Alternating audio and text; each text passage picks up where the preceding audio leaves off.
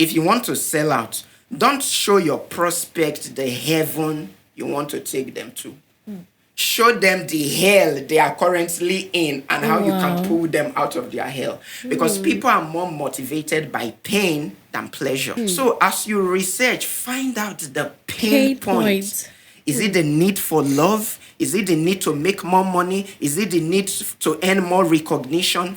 Dig into their pain point and use that pain point to market what you sell and use that to show how your product is the Messiah that is going to snatch them out of that hell. Wow. Welcome to Voices with Victoria, the series that unlocks the power of resilience. Join me and industry experts as we explore career development, human capacity, nation building, and entrepreneurship. Hello everybody and welcome to another exciting episode of Voices with Victoria. My name is Victoria Ndu, the host of Voices with Victoria, of course, and I have here with me in the studio someone that I call, or is also popularly known as, the indaboski of sales and marketing. He, with an illustrious career spanning corporate consulting, digital media entrepreneurship, and philanthropy, Treasure is a true force in the world of sales and marketing. Armed with a first degree in electronics and computer engineering from Nnamdi Azikiwe University, Treasure stands among the world's top 100 sales experts to follow on Twitter. As the co-founder of Extreme Excellence Consulting, he has transformed the sales and marketing strategies of numerous organizations, including Axa Mansard Insurance, Sterling Bank, and Access Bank. And despite his many achievements, Treasure remains grounded in family, blessed with a happy marriage, and 2 beautiful children. So whether consulting, speaking, or giving back to his community, Treasure Kalu embodies excellence in all he does. So please join me as I make welcome to Voices with Victoria Studio, Mr. Treasure Kalu. It's an honor. Thank you so much for having me. So excited having you here with us today. You've given me a new title, Indaboski. That's right. How are you feeling?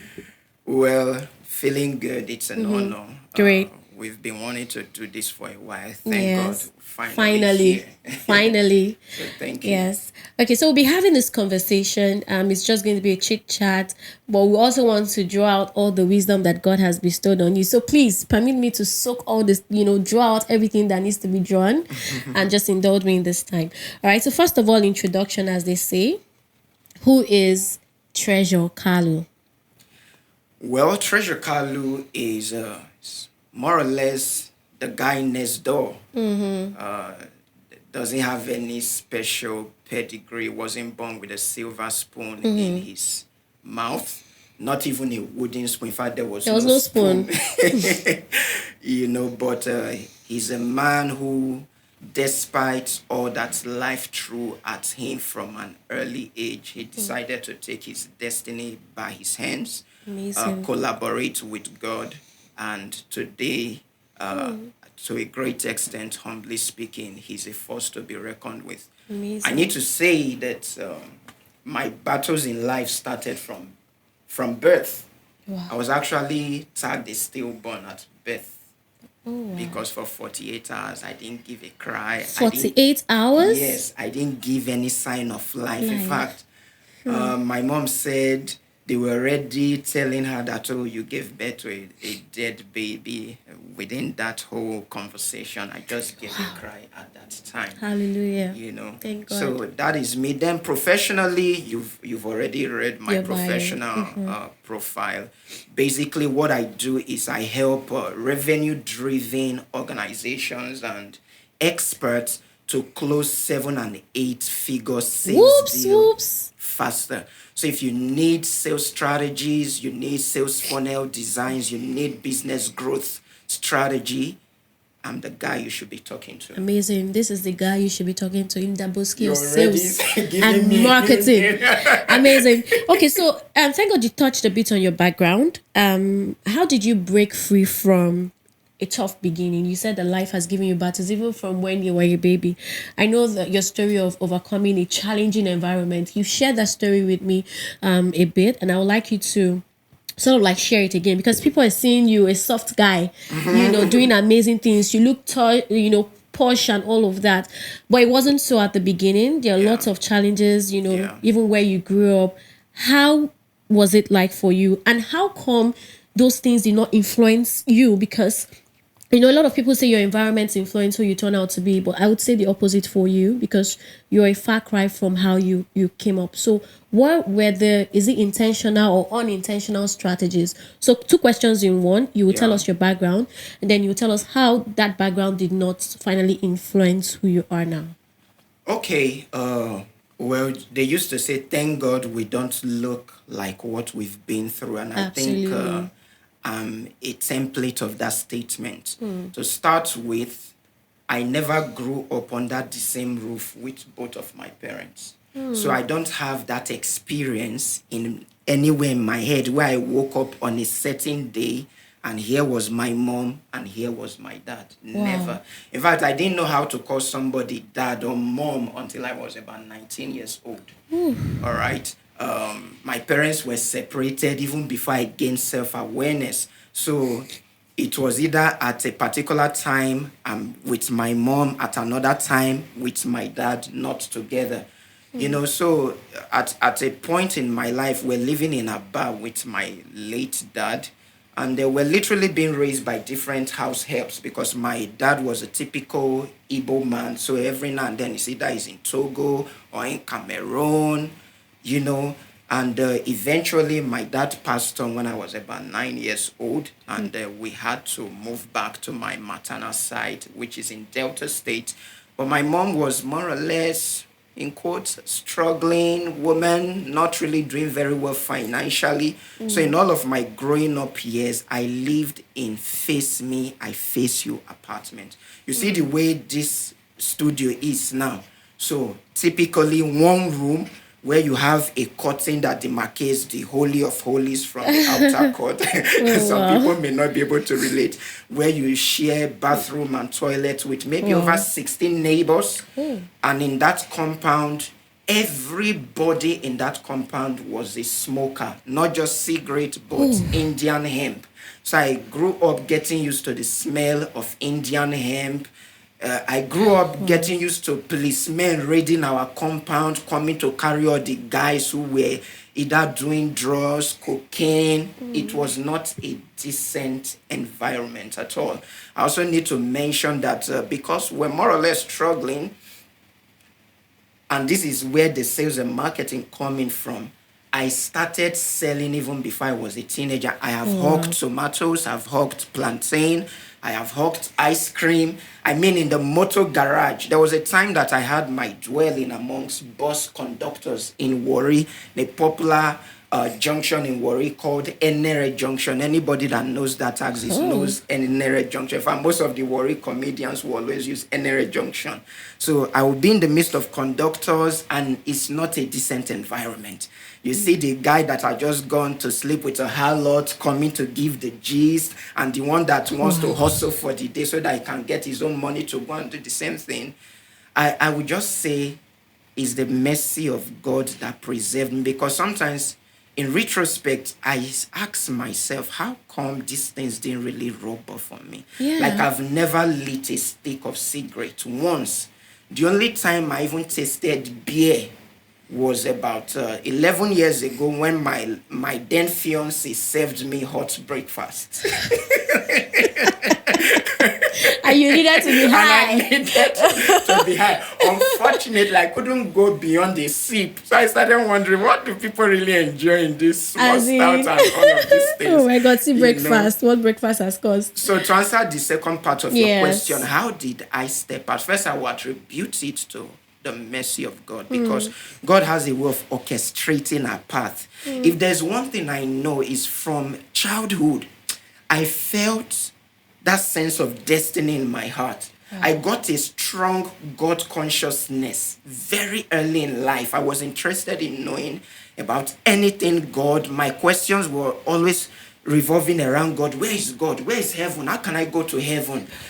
If I want to see Jesus now, where do I go to? I had that curious mind, so I would say the mercies of God just orchestrated my path and protected me, protected my conscience from being defiled, because there are levels of defilement that you get in childhood that it will take a lifetime to get delivered from. So that is number one. Then number two, I gave my life to Christ very early. I was in primary 5 when I got born again. How did that happen? And my salvation story is very unique. I learned to read on time. I was like in primary 2 when I started reading. I know for this present generation that is normal. But I in my time that was not in norm. I'm talking of the 80s. So I learned to read on time. On a certain day, this was like 2 years after my dad had passed on. The truth is, when my dad passed on, there was a kind of fear that came on me.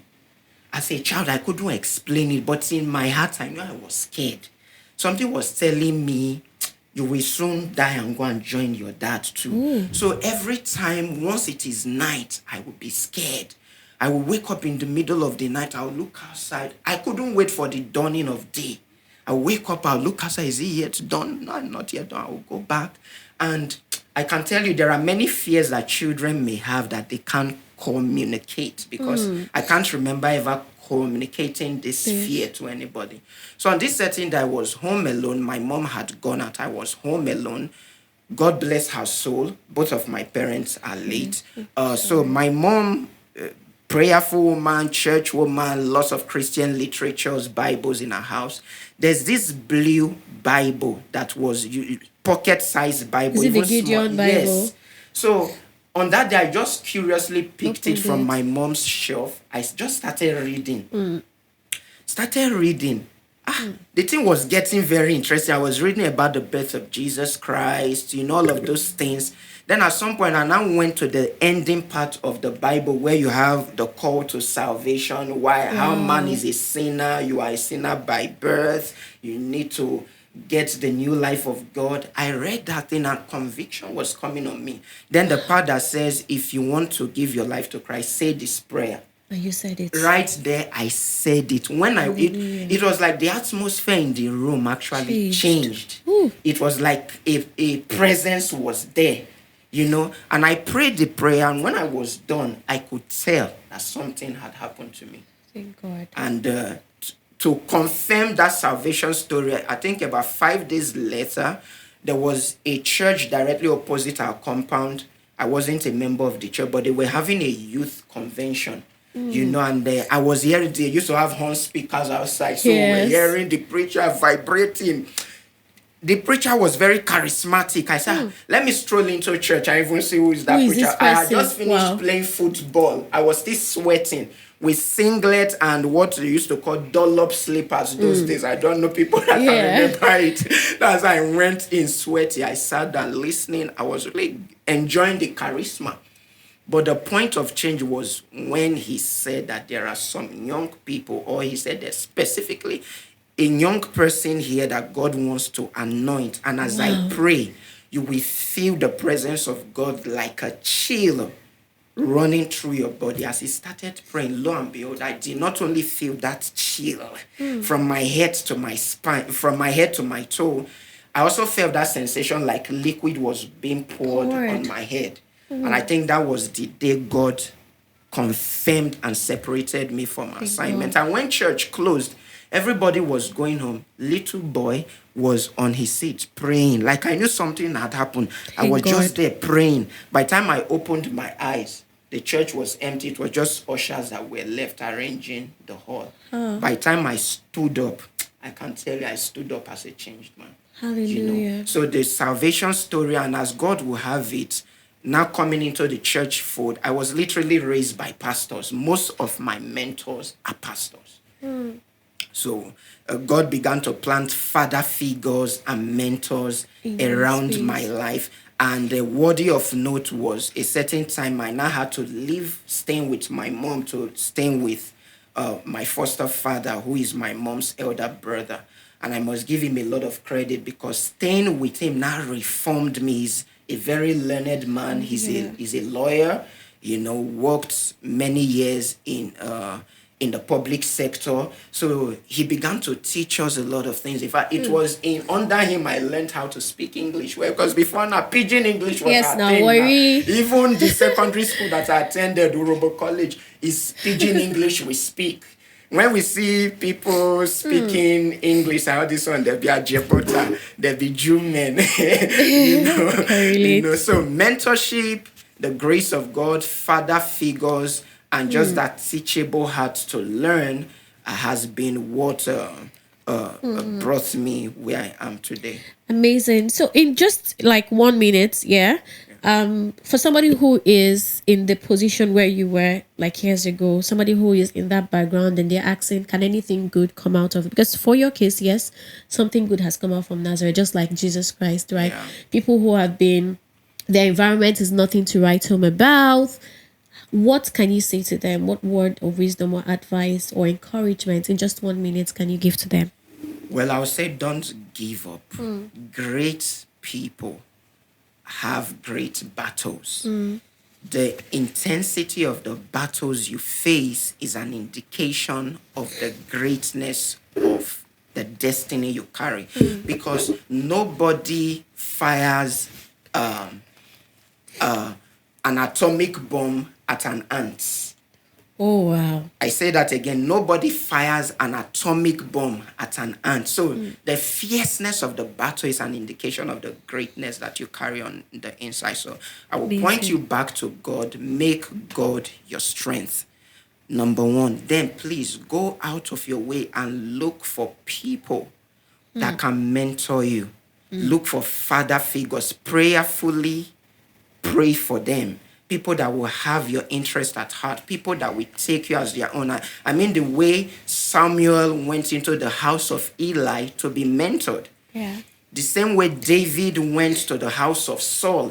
David was more or less mentored by Saul until things went south. Yeah. The same way God strategically took Moses into the palace of Pharaoh to teach him kingship. Absolutely. So you need to strategically pray that God will orchestrate your path to people who will love you and train you, mold you to the man that he has created you to be, and never give up on your dream. Amazing. So we'll come back to that mentorship, but I really want to go into, the indaboski area, sales and marketing. For people listening, they want to hear from the indaboski, right? So I have a question here. You're a renowned top sales expert. So can you share some actionable sales strategies that viewers can, whether they are corporate giants or individual entrepreneurs, they can implement to consistently increase their sales revenues? Just some strategies we could, Okay, so strategies, there are a lot of them. So to start with, I would say don't create and sell what you want to sell. Create and sell what your market needs. It is what we call consultative selling. Consultative selling is I research the need of the market. I understand their pain point, their demographics, their psychographics. In fact, I take time to unearth my customer avatar, which is the picture of your ideal customer. If we were to have just one customer on the face of the earth, who is that person going to be? What does the person like? What are the person pain points and all that? I will use this. That is basically research and development, which a lot of businesses in Africa and Nigeria, they don't do. We just say, oh, I'm so passionate. Passion is good, but passion can make you just miss it in sales and marketing. You don't just say what you are passionate about. Say, don't tell me Dangote is passionate about sugar and salt or cement. He found a need in the market. There was a need for it, and he went, so research what the market needs. Even if you're a small business, as little as 100K, you can use it to do research and development. Apple Incorporated last year, 2023, spent $29.91 billion on research and development. Not marketing, not branding, research and development. Almost $30 billion And you see some small businesses, they say to be the next Apple, to become the number not by one mouth, in the. though. You they play. So that is number one. Then number two, when you are marketing, if you want to sell out, don't show your prospect the heaven you want to take them to. Show them the hell they are currently in and how you can pull them out of their hell. Because people are more motivated by pain than pleasure. If you don't have a toothache and a dentist say, come, let me shine your teeth, whiten your teeth, do scaling and polishing. Yes. You can postpone that. For example, I've been postponing doing that for almost 6 months. I can even tell you a relatable story of my mom. We actually booked a debt, like she's not the one paying. No. We booked for her to go. Do you know what she said? Well, I don't have any toothache now. I don't have any problem. Why should I? And she refused to go. But when it's a terrible toothache, that is hell now. And you say, okay, in fact, you don't need to pitch so much. Come and do it. How much? Forget the price. Just do. So as you research, find out the pain point.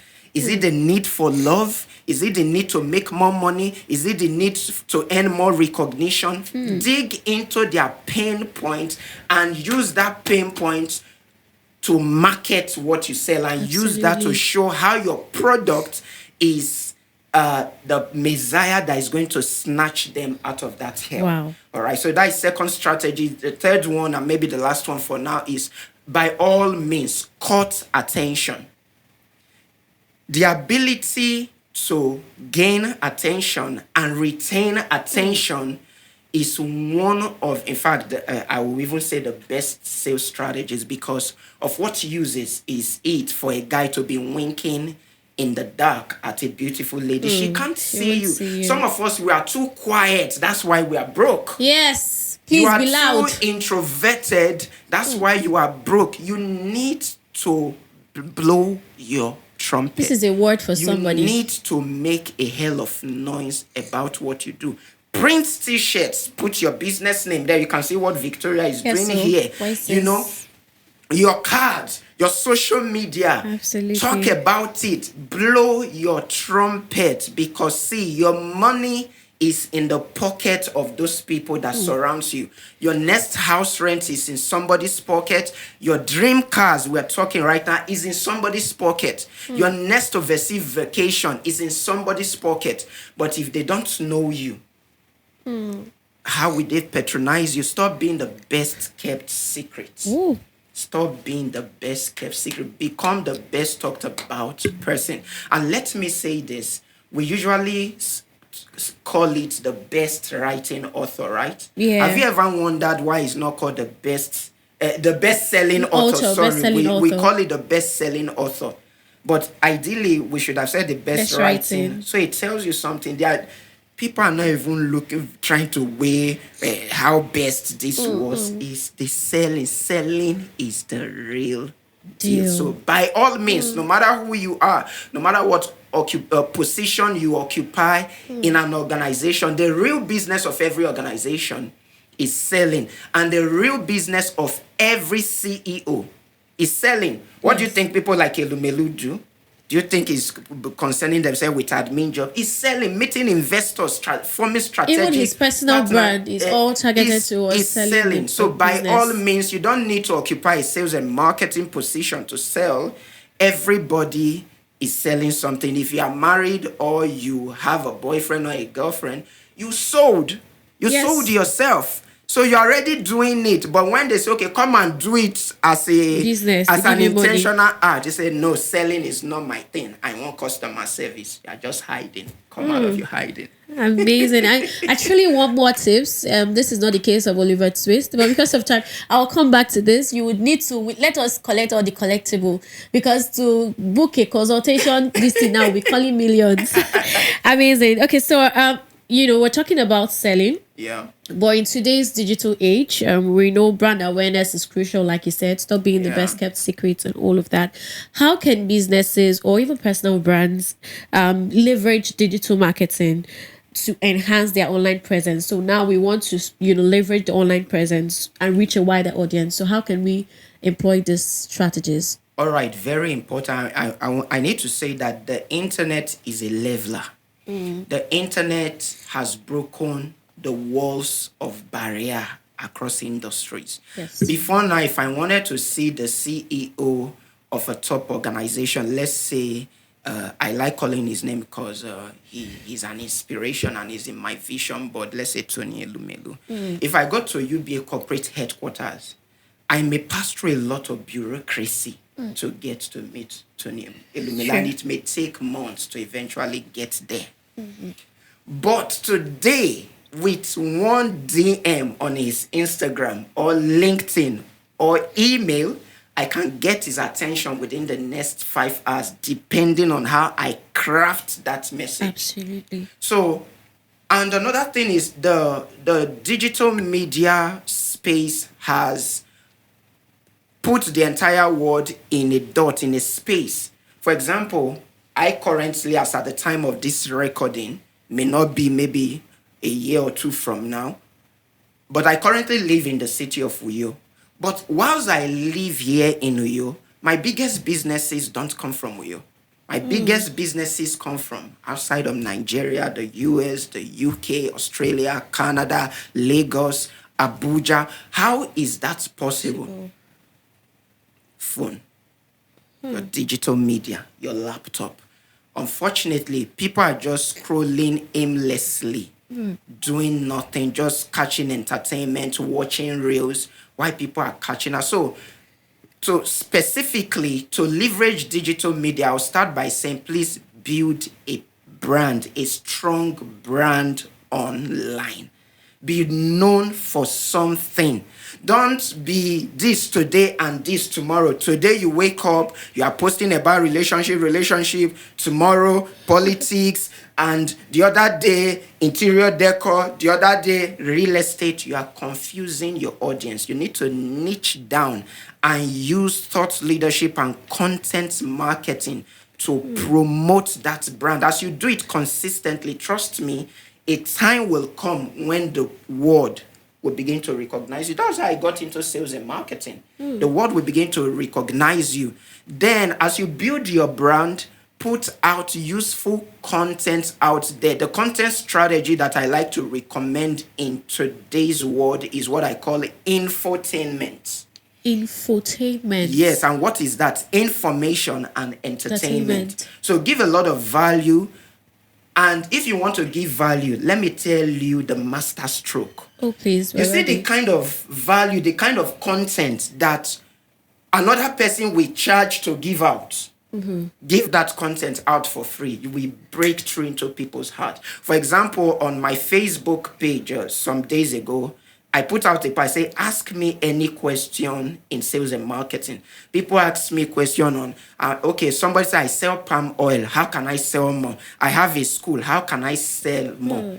I took time to answer. In fact, my answer was very long. And people that were replying said, this is a master class that you have given out for free. That is how you break into the heart of the market. So that is information. Then entertainment. You must not dance. You must not do Me, I don't like dancing. But you see, when I go, there was a time I went with my kids to a fast food restaurant and we entered this merry-go-round. Yes. And me, I entered with them. Yes. And we're dancing. Then on the background, I was playing, how are you, my friend? That is entertainment. Yes. The other time we came for your daughter's birthday, you saw we were all on the bouncing castle. That's entertainment, so that people know that beyond sales and marketing, this guy is still a human being. Yes. That's and people like to connect to people. Exactly. In fact, one of my most viral content was the day I was frying plantain at home. And I told my wife to film me. And I said, because my wife has always been accusing me that I don't cook. I just became lazy at cooking. I used to cook way back because my late mom was into cooking. I was seriously involved. So I said, I'm cooking now. Come and video me. As I posted, I said, you people come and see. They say I don't know how to cook and fry. Evidence so that I will not explain. And as I posted it, come and see comment. Wow. People that you don't know were even following you. We'll comment. They will start following you. Imagine. So if you give that content blend of information and entertainment, Absolutely. it helps. So it's a work in progress. And lastly, I would say the digital media space is ever evolving. So your survival skill is learning. We don't know what will come at the end of this year.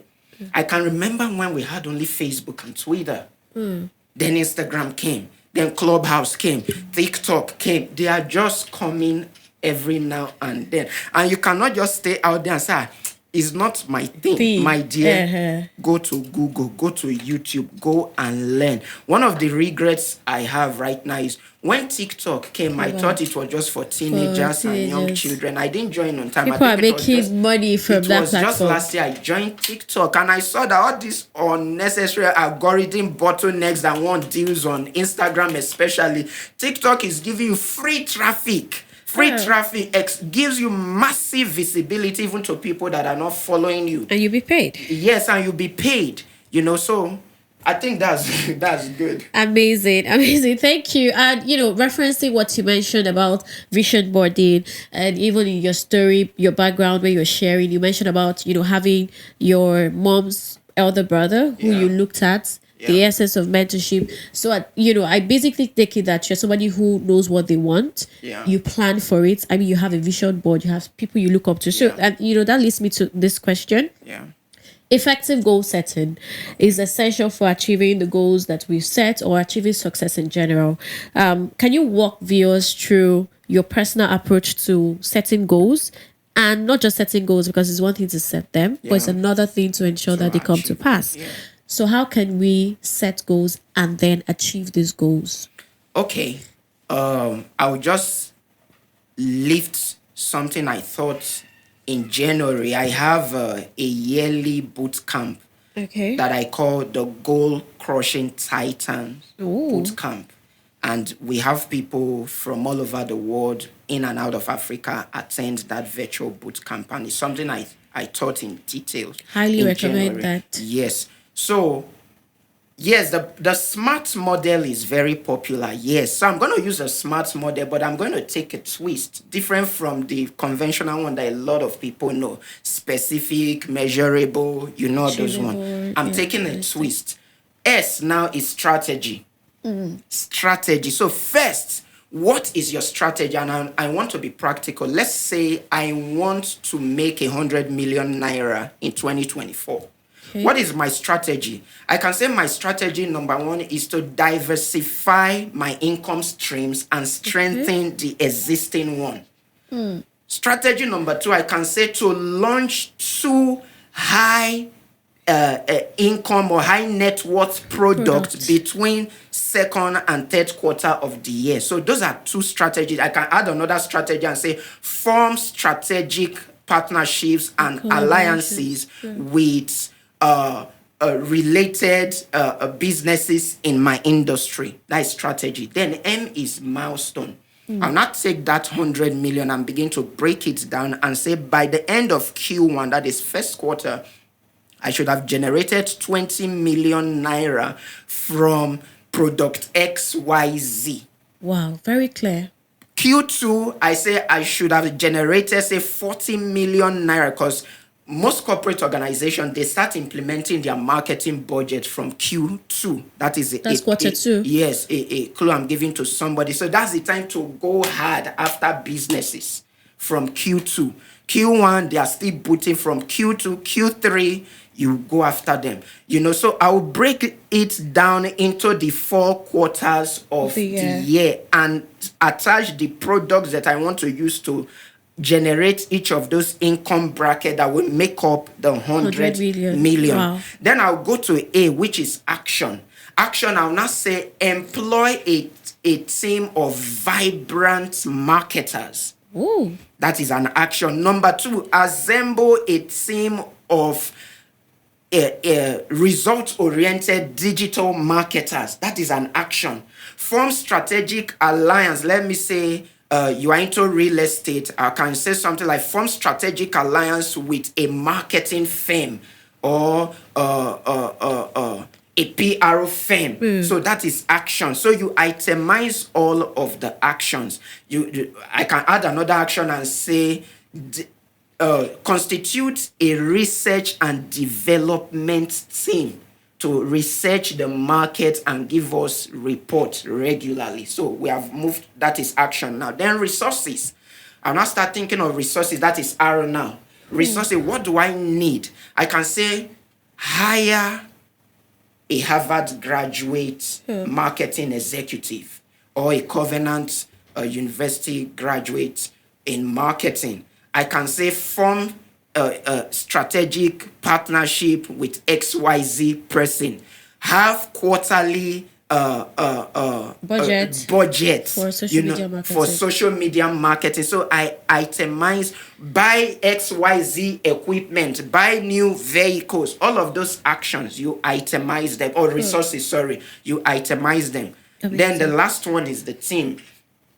The team. The T is team. Okay. As against the conventional, which is time bound. Okay. Yeah, so the team, who are the people that I need? Do I need to constitute a board? Many small businesses don't have boards. Do I need to constitute a board? Do I need to get angel investors? Who is going to mentor us in this business? Who is going to be our accountability partner? Do I need to belong to certain mastermind? People, many CEOs belong to masterminds. Yes. So when you walk through that and you follow it through, and it must be written down on my phone, all my goals are here. Yeah, so I write them down. Then the next thing I do is I convert my goals to pictures, which brings me to vision board. Like if you look at my phone, this is my vision board. Okay, I think I copied. Was it from you? I copied. I also have mine. Vision board. Yes. Is my screensaver. My screensaver as well. So you see the vision board, everything. Another thing I do is, you see that amount of money I want to make. If you go on Google and you search for, they call it the magic check. Even though, but we know, people just associate magic to always negative things, but it's not the case. It's something I got from the book titled The Secret. All right, how to manifest your needs, which is very scriptural. So if you go there, you see a check which is called, a hypothetical check from the Universal Bank of Gratitude. That's what it is called. It's a blank check.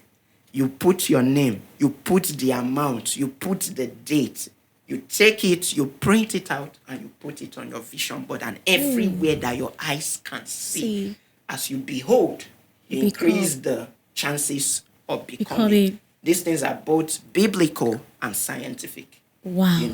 Wow. I really wish we could go, deeper into this, because we want to know, we just want to, 2024 has to be that year. Absolutely. That we achieve all. It's not enough to set goals to say, I want to do this, I want to be this, but it's actually, realizing that these things are actually possible for us, not just for other people, but for us as well. Yeah. But because of time, we'll just go to the last question. You mentioned the heartbreak. But we'll move on from there, because you have a very beautiful wife. And you have two amazing, smart children. You're also a successful entrepreneur. You're a trainer. You travel to Dubai. You travel to everywhere, training, and you're a family man. Can you share, one or two parenting style and tips on how you maintain, number one, a work-life balance, or if you don't want to call it a work, there's a lot of debate about that, maybe work-life integration with such a demanding schedule, how you're still present for your family. Do you have any structure in place to make all these things happen? And do you have any advice for people out there who either wants to get married or are already married and they think they are busy? Well, I think it was the COO of Facebook, a lady, can't remember. Cheryl. Exactly, that said that the choice of your spouse is the greatest career decision you will ever make. Oh, true. Because that person, man or woman, can make or mar your career.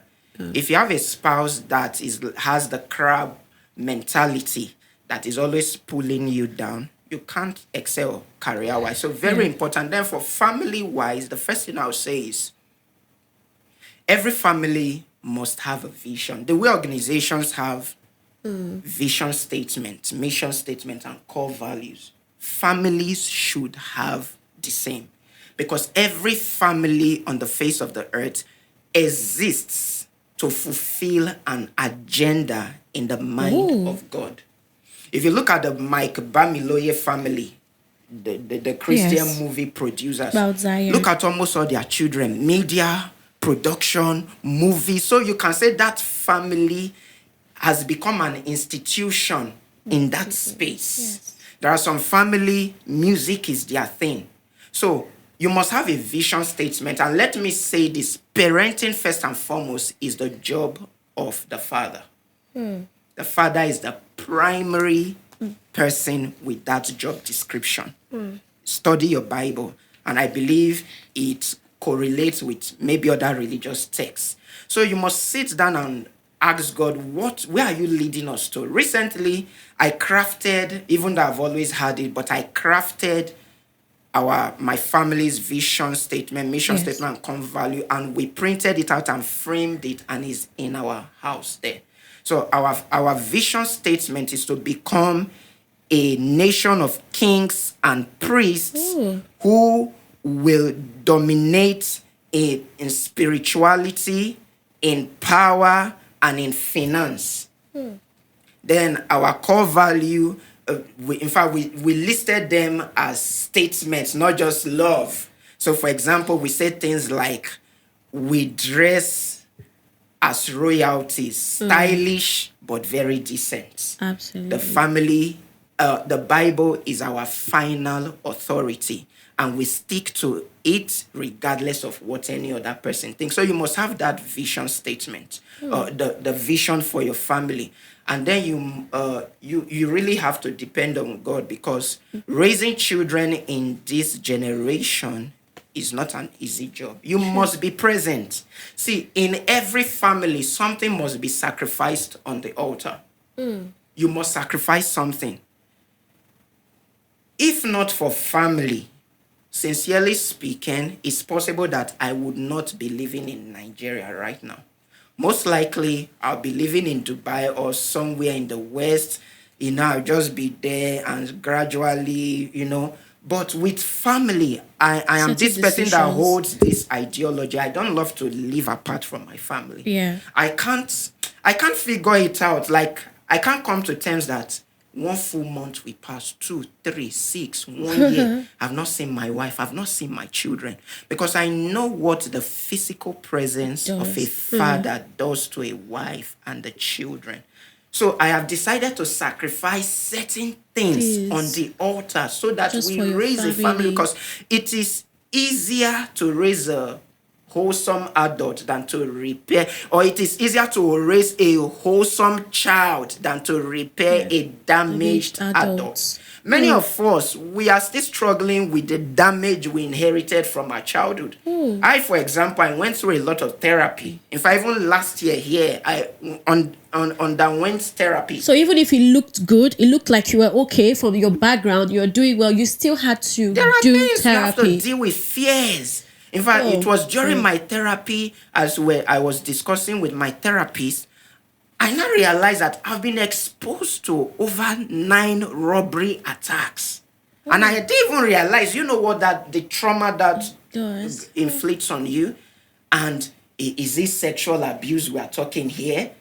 People see children that did not grow under the roof of father and mother together. Their battles are tough. That's why I will just take this opportunity to chip this in, maybe for a single mother watching me right now. By all means, try prayerfully surround your children with father figures. They could be relatives, they could be friends that truly Pastors too. Pastors. Do that. See, a woman cannot be a father. A woman cannot play that role. So try, because that's why I will forever be grateful to my uncle who played that role. I know how just living with him helped my self-esteem. My self-esteem was already on the floor when I was living with my mom. Did I mention that as a teenager, I attempted suicide twice? It's all of this mess that I went through. I remember the night where, in the middle of the night, I was sent to go fetch water, and we used to fetch water from well then. One leg was already inside the well. It's just to take the other leg and jump inside. But how that still small voice stopped me when that loud voice was saying, do it, end it. And what is it? Guilt trip them, let them regret for putting you through this. It was that experience that made me have an idea what goes through the mind of somebody that is suicidal. So family is worth paying the price for. And for those of us that are believers, God is counting on us. Our children's battle at all for when we were growing up, I don't know a few, but those days when our parents were leaving the house, say, Victoria, if you like, leave this house. If you like, don't stay in this parlor. They will not give you the instruction. They say, if you like, scatter the house before I come.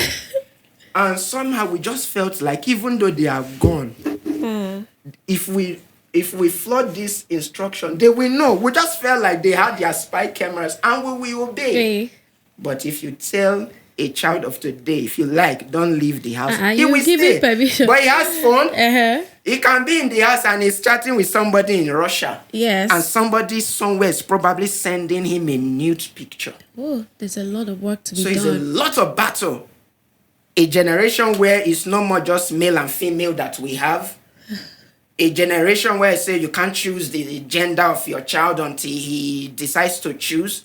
See, it's a lot of battle and we must sit down to the game.